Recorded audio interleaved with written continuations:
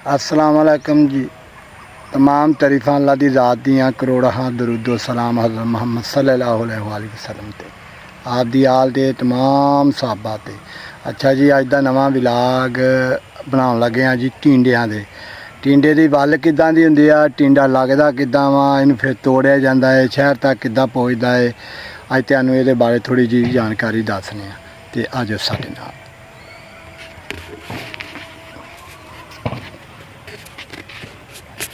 अच्छा जी, यह टिंडे की वल वा, ठीक है।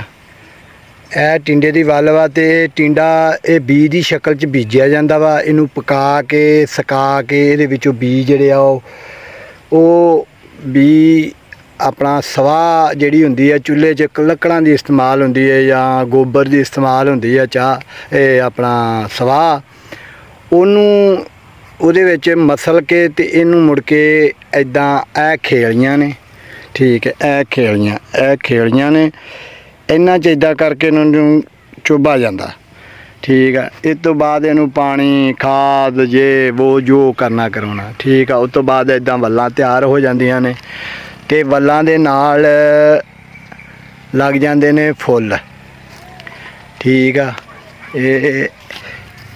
ए वेखो ए फुੱਲ ने, ए फुੱਲਾਂ तो बाद ए इदां टिंडा बन जाता निक्का जिहा। फुੱਲ दे इस्तेमाल तो बाद उस तो बाद ए वेखो टिंडे की वड्डी शक्ल हो जाती है, ठीक आ। असल दे विच टिंडा खाण च और जायके दे विच मज़ेदार इस हालत दे विच हुंदा जदों ये नरम हुंदा वा, जिहदे अंदर बी कच्चे रहिंदे ने ते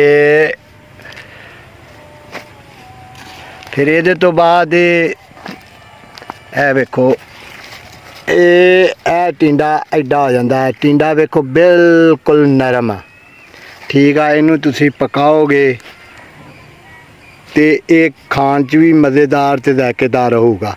ए टिंडे दियां इदां वल्लां ने ते प्योर देसी आ, इहदे च कोई मिलावट नहीं गी बिल्कुल भी जे तुसी आखो ना भी इनू मतलब एज फार्म तैयार किया जाता, नहीं।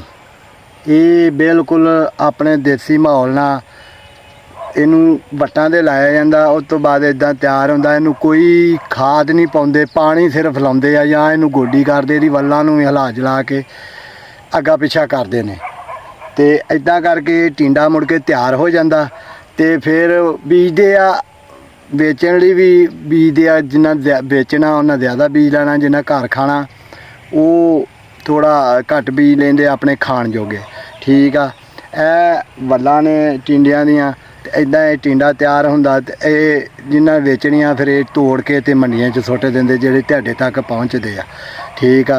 नहीं तो घर खाण लई अपने सुबह साजरे आउंदे ने, तोड़दे ने सब्जी, जिहड़ी सब्जी की जरूरत आए हर किस्म की सब्जी बीजी हुंदी आ, ठीक है। जिन्हों को अपनियां ज़मीनां ने उस तो बाद अपना घर जाके पकाउंदे ने ते देसी माहौल दे विच पकाउंदे आ ते जायके दे विच मज़ेदार और गलदा भी आ। ये भी कोई किसी किस्म की कोई चीज़ नहीं पाउंदे विच, ठीक आ। ते इदां टिंडा तैयार हुंदा। वीडियो चंगी लगे तो लाइक ते शेयर करो, चैनल नूं सबसक्राइब करो ते वीर नूं दुआवां याद रखो। तुसीं भी दुआ करो, मैं भी दुआ करना, अपने पाकिस्तान की खैर होवे। अल्लाह हाफिज़।